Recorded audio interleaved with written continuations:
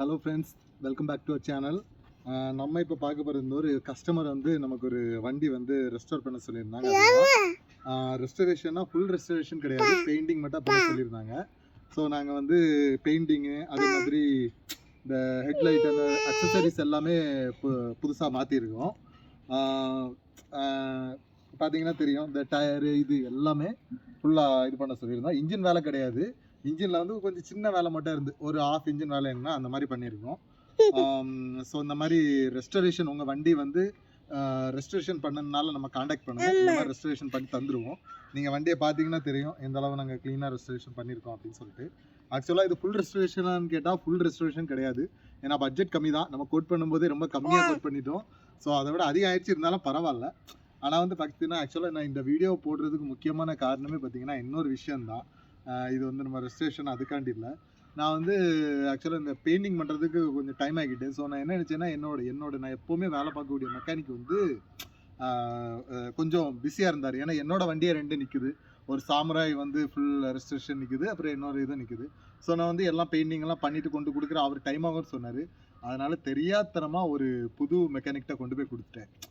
அவர் என்னை படுத்தின கஷ்டம்னா சொல்லவே முடியாது.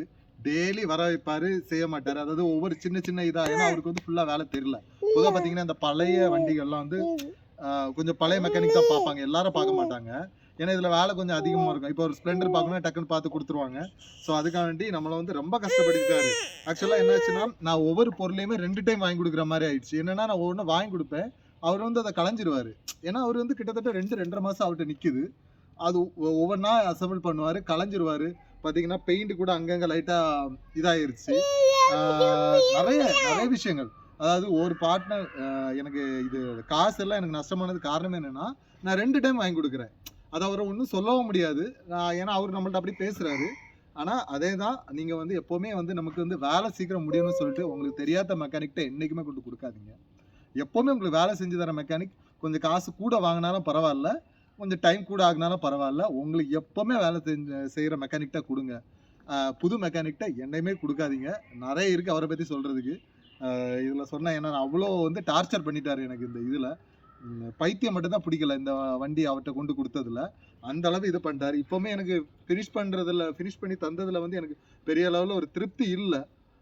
ஆனால் நான் மறுபடியும் நான் என்ன பண்ண முடியும்னு தெரியல. சரி, ஒன்றே ஒன்று தான் பண்ண முடியும். இனிமேல் அவர்கிட்ட நான் வேலைக்கு கொண்டே கொடுக்க மாட்டேன், இது பண்ண மாட்டேன். அதான் இது.